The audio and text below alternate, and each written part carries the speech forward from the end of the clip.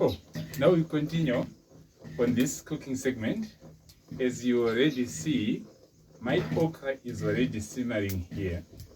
At times you may need to add a bit of some water, but don't be tempted to add too much water, because usually when you make the consistency of your okra too thin, at times it makes it of poor concentration and of poor quality.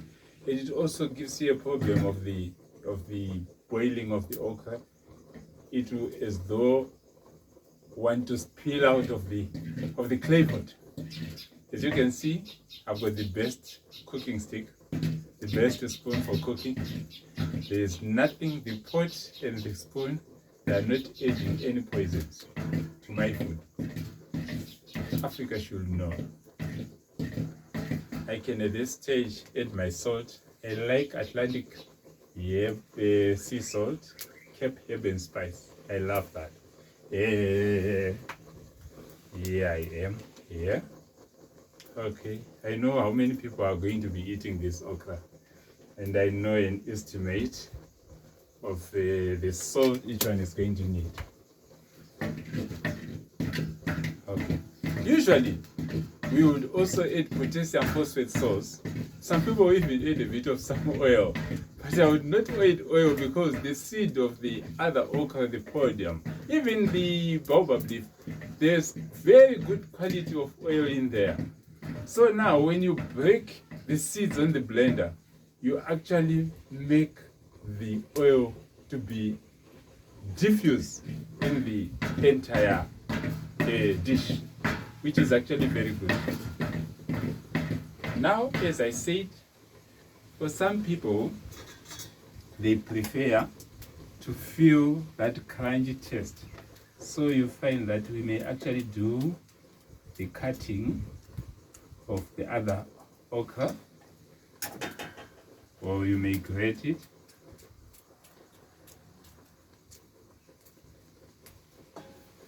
Make sure you don't burn. It's not nice to be burning food. Someone was asking me recently if there are any benefits in smoking foods or charring foods. I told them especially it's done per se for flavor. No other benefits, I would say. You don't want to be having tar to be dealt with by your body when you put such foods into your systems.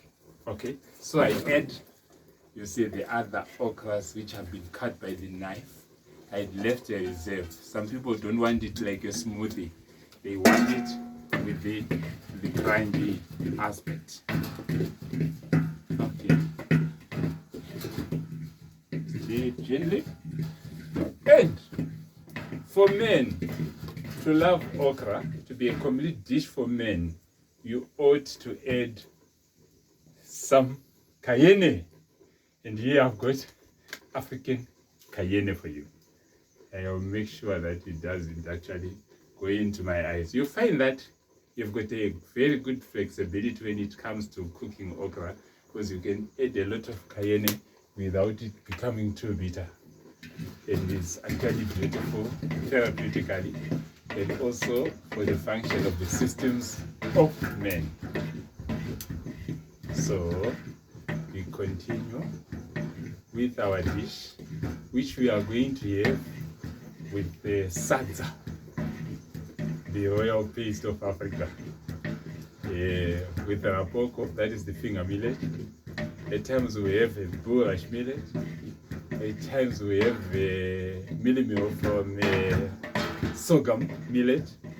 At times we have it from rice powder, rice flour, but our local rice. Okay. I'll ease down on my fire. You find that the good thing about the clay pot, it will keep the heat. It's like an oven. Best pot in the world.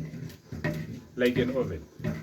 Even if I'm going to pull off the fire logs, you'll find that the pot will still be ongoing like that.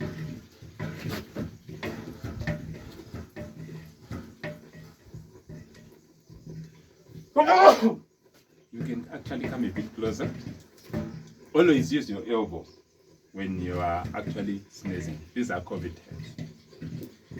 We are on a very sterile plane with a good fire, a nice pots. Can you come closer so that you can actually get a closer view of what is happening here? So that people can actually see how our dish is coming. So you can see that is nice. I think that's it. That's it. You can go. That's enough.